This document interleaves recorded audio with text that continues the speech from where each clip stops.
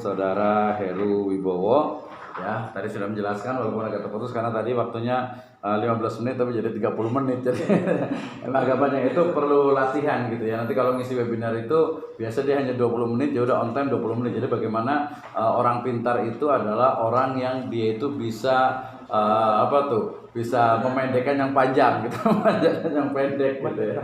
Jadi dia kalau dalam bahasa Arab itu Nabi itu Jawami'ul Kalim ya, jadi memang singkat padat gitu ya, tapi sudah cukup ini juga. Baik, masukan dari saya masukan dari saya pertama terkait dua saja sebenarnya terkait dengan penulisan ya, terkait dengan penulisan dimulai dari yang pertama itu. Ini kalau namanya boleh ditambah NIM juga boleh kalau mau ya. Pertama ditambah NIM, kemudian kedua numbering atau penomoran yang di halaman Prancis, halaman awal itu dia pakai Times New Roman juga. Jadi biar sama lah gitu. Ini Arial biasa standarnya kalau nggak salah. Itu yang pertama ya. Kemudian yang kedua nanti berarti ditambahkan dengan Dr. Sutarto ya untuk pengujinya nanti. Tanda tangannya insya Allah tidak terlalu sulit lah kalau sudah diperbaiki ya. Nanti satu lagi sebenarnya Pak Kurnia nih, ini ya Pak Kurnia Hadi, tapi beliau lagi persiapan untuk ujian tertutup katanya itu ya.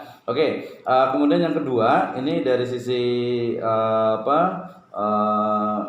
abstrak sebenarnya sudah cukup bagus gitu ya, sudah cukup bagus, dia ada perkembangannya. Terus tapi kalau memungkinkan itu lebih diringkaskan lagi, terutama yang di metode penelitiannya itu cukup 4 baris dengan yang latarnya itu cukup berapa 1, 2, 3, 4, 5, 6, 7 ya 8 baris. Nah, ini juga menguji untuk kemampuan Jawami'ul Kalim itu tadi ya. Kemudian juga di situ ada istilah-istilah, jangan lupa istilah-istilah asing atau syar'i gitu mamanya, itu biasanya dia pakai miring atau italik gitu ya. Nah itu juga sama, nanti termasuk nanti otomatis di translate-nya lagi to English and Arabic gitu ya. Oke, kemudian yang berikutnya nanti jangan lupa kalau sudah itu di tanda tangan ya di pernyataan, kemudian biar mantep katanya itu dia pakai materai gitu ya, pakai materai. Kemudian kata bijak ini sebenarnya tadi itu saya agak sedikit ragu sebenarnya itu apakah memang tiba-tiba di sini gitu ya. Tapi mungkin nggak apa-apa lah, masih bisa dimaafkan kalau di sini gitu, karena dia kata bijak itu sebenarnya tadi yang setelah persembahan bisa juga, tapi di sini nggak apa-apa juga. Oke, kemudian penulisan di kata pengantar itu stripnya sebenarnya itu terlalu panjang sebenarnya itu ya, sehingga nanti perlu diperbaiki gitu ya. Oke, kemudian yang di paragraf kedua pendidikan strata 2 prodinya dulu ya, prodi atau program studi magister ekonomi syariah, baru program pasca sarjana ini ya. Jadi prodinya dulu baru ke paskanya gitu ya. Oke, kemudian yang ucapannya udah cukup bagus ya, ininya Pak Ahmad pakai ini juga ya. Kemarin udah ketemu dengan Pak Waki juga ya? Belum ya. Namanya berarti nanti kalau memang nggak ada dihapus saja. Kalau saya sama Pak Bukhari ya. Iya, saya kira pengujinya Pak Waki. Gitu. Ya udah, nggak apa-apa. Ya nanti dinikan juga Pak Waki kalau hari ini agak susah gitu ya. Kemudian di pedoman transliterasi itu dilihat kembali, umpamanya kata-kata yang, kata-kata digunakan dalam kata sambung itu semuanya pakai huruf kecil ya.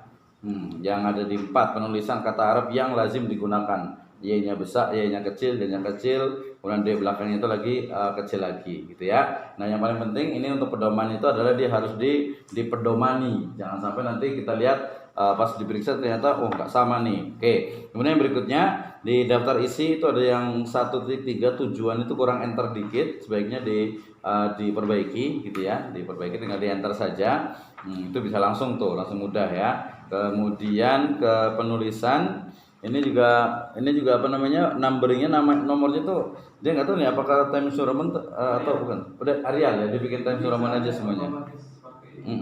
Dia otomatis tapi bisa diatur juga kan.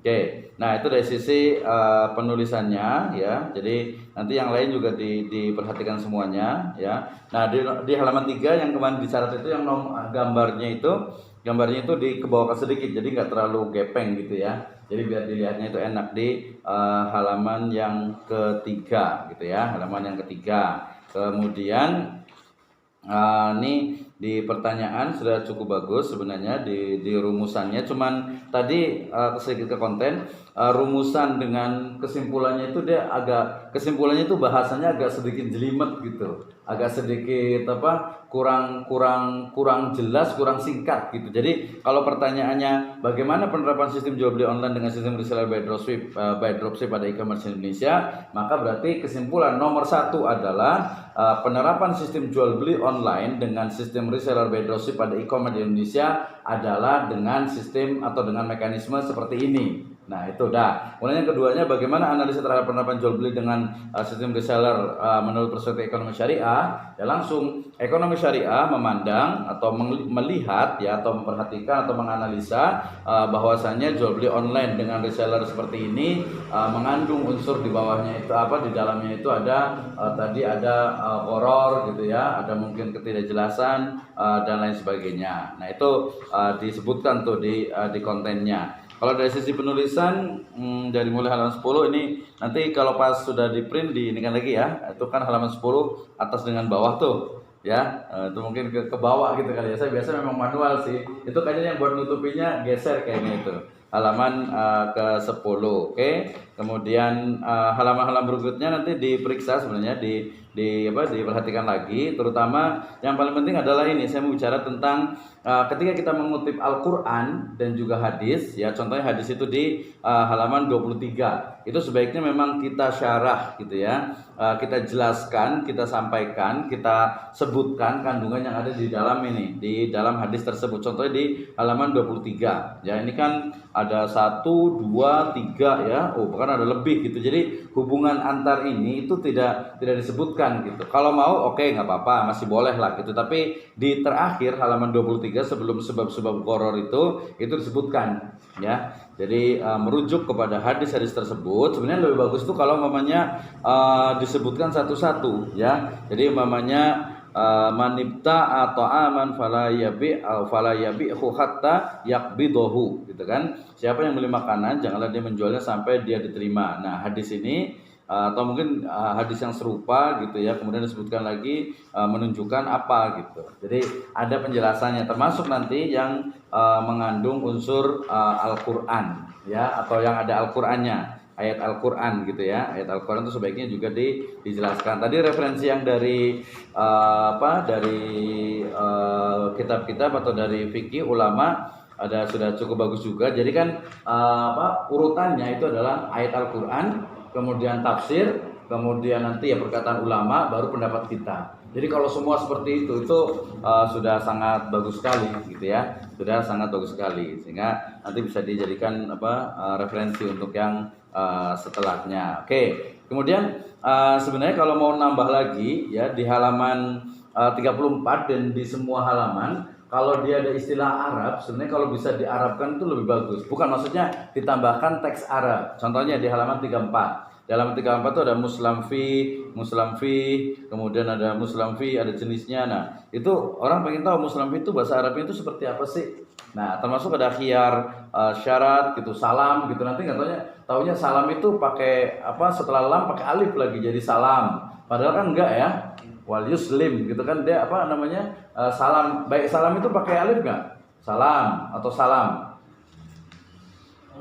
Enggak kan? Ya makanya jadi biar orang itu tahu gitu. Jadi di sini salam itu ya memang salam, bukan salam gitu. Nah itu bisa jadi untuk penulisannya dari sisi penulisan. Oke. Kemudian di metode di 45 ini kayaknya ada yang loncat sedikit ya. Saya masih di penulisan 45 ke 46. Ini mungkin karena ini biasanya kalau table begini itu kadang dia klik kanannya kemudian pilihan halaman 46.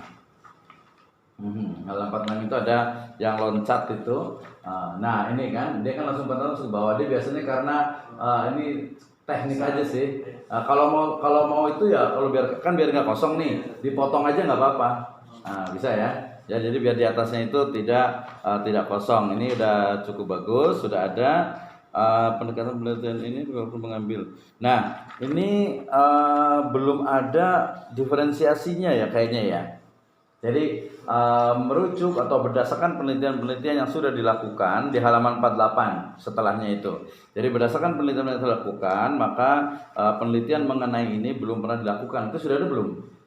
Nah, itu ditambahkan ya di halaman 48. Oke, kerangka berpikirnya, kerangka pemikirannya jual beli online, dropshipping, kajian fikih Islam, solusi perbaikan. Nah, sebenarnya dia sebelum solusi ada kesimpulan dulu sih sebenarnya yang di halaman 49 ya. Jadi di situ ada kan tentang kerangka pemikiran. Jadi setelah kerangka pemikiran sebelum solusi pasti ada kesimpulan dulu gitu kan. Jadi kajian fikihnya itu bisa ditambahkan geser ke sebelah kiri itu. Ya, betul tadi halaman 49. Oke.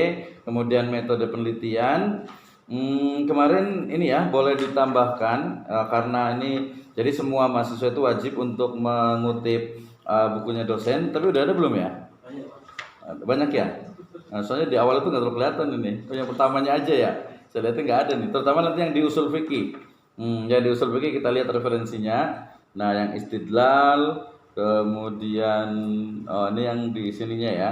Nanti ditambahkan. Oke, terakhir dari sisi analisis datanya. Tadi sebenarnya saya masih agak belum puas sebenarnya dengan analisis walaupun kalau di sini sudah kelihatan bagus gitu. Tapi nanti jangan sampai ada yang ini. Contohnya langsung ke samsaroh gitu ya.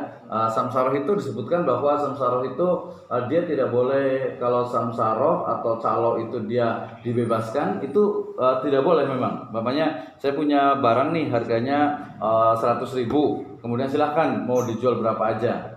Nah itu seperti itu boleh nggak? Sama ke calo nih, ke resellernya nih, boleh nggak kalau seperti itu? Kalau dari saya sih, menurut saya lebih asalnya sih ditetapkan, Pak. Enggak maksudnya kalau mamanya itu di argumentasi itu ada nggak dalil atau mungkin pendapat atau ini yang menyebutkan bahwa samsara itu harganya itu harus ditetapkan? Ada sih pendapat perkataan Di halaman berapa tuh? Ada di pokoknya intinya dia bukan komisi persen, tapi dia harus ditetapkan. Saya jual rumah saya ini nanti saya dapat komisi 30 juta. Jadi kalau pakai persen itu menurut pendapat ini ngoror, Pak. Maksudnya tidak jelas berapa yang akan didapatkan. Persentasenya. Kalau harganya dia turun, dia juga akan turun apa yang didapatkan. Tapi kalau ditetapkan dari awal itu lebih jelas. Atau lebih bagus gitu ya. Nah, plus juga termasuk ditambah juga ini kayaknya belum mengutip fatwa DSN ya. Nah, nanti kayaknya ditambahkan fatwa DSN terkait dengan samsaroh, termasuk juga dengan ujroh, gitu kan ada ujroh di situ ya, ijarohnya. Nah, termasuk juga dengan baik salam. Jadi biar menguatkan, ya. Jadi tambahkan dari sisi kontennya itu tambahkan dari fatwa DSN MUI, ya. Oke, sudah 15 menit nih. Ya, baik. Jadi dari sisi analisisnya sudah cukup bagus sebenarnya, gitu ya.